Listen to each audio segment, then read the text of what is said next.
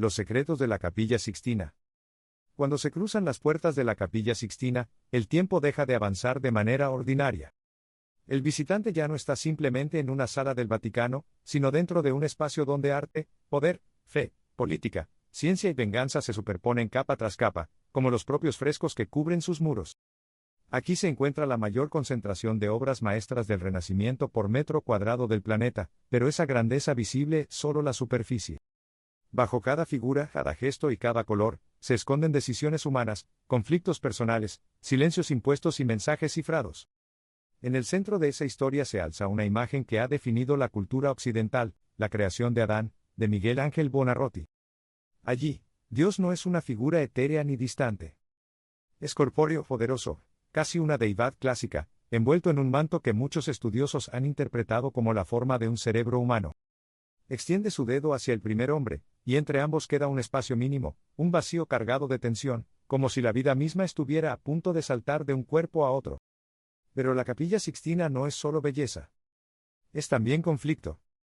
Un juicio que escandalizó al mundo. En el altar mayor se despliega una escena que a uno incomoda, el juicio final. Cientos de cuerpos desnudos, musculosos, retorcidos, ascendiendo o cayendo, expuestos sin jerarquías frente al juicio divino. Aquí no hay reyes ni campesinos, solo almas vulnerables. La desnudez no es provocación gratuita. Para Miguel Ángel simboliza la verdad última del ser humano, despojado de títulos, de máscaras y de poder. Sin embargo, no todos lo entendieron así. Biagio de Cesena, maestro de ceremonias del Papa, quedó horrorizado.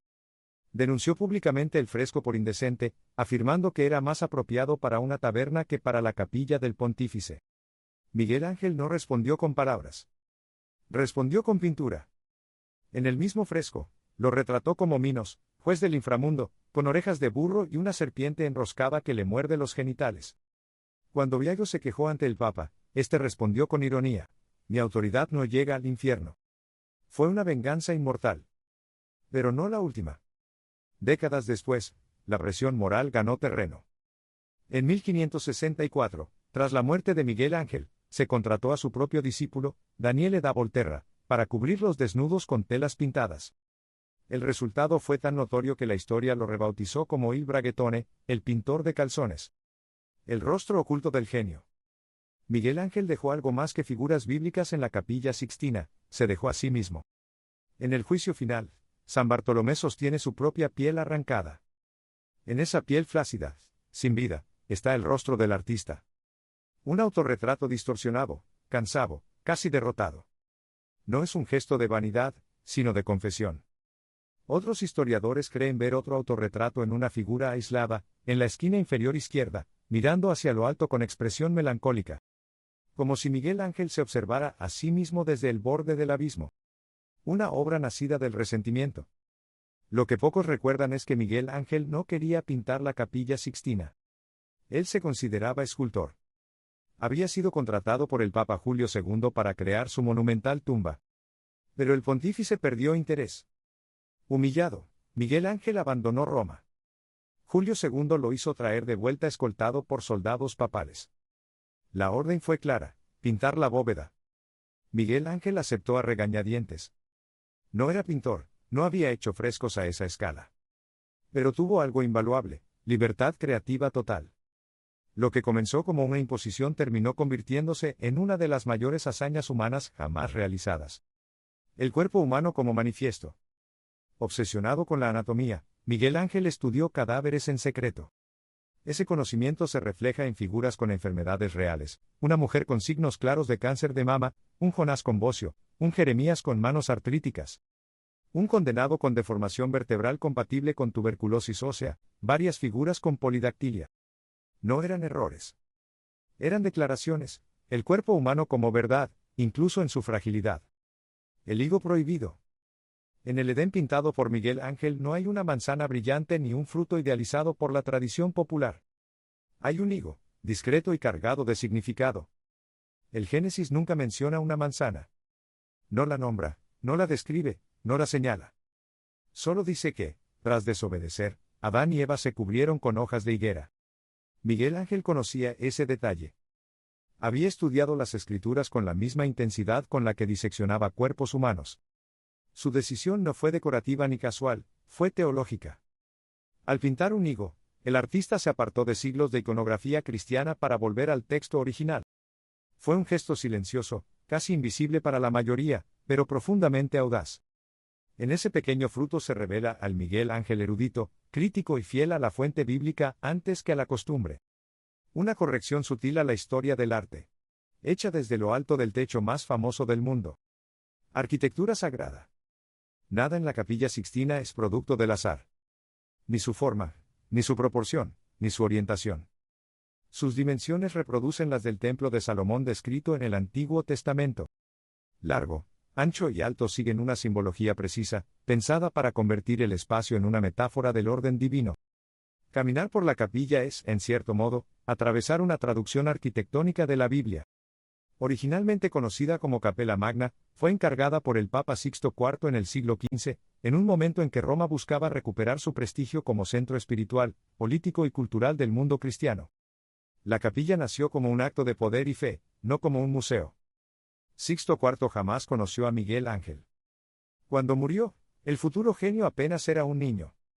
Sería su sobrino, el temperamental Papa Julio II, quien décadas después obligaría al escultor a subirse al andamio y transformar ese espacio solemne en una de las obras más ambiciosas jamás concebidas por un solo artista.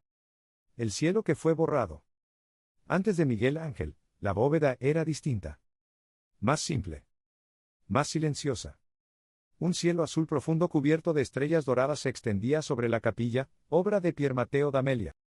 Era un firmamento simbólico, sereno, acorde con la tradición medieval. Ese cielo existió. Y desapareció. Para crear su visión, Miguel Ángel tuvo que cubrirlo por completo.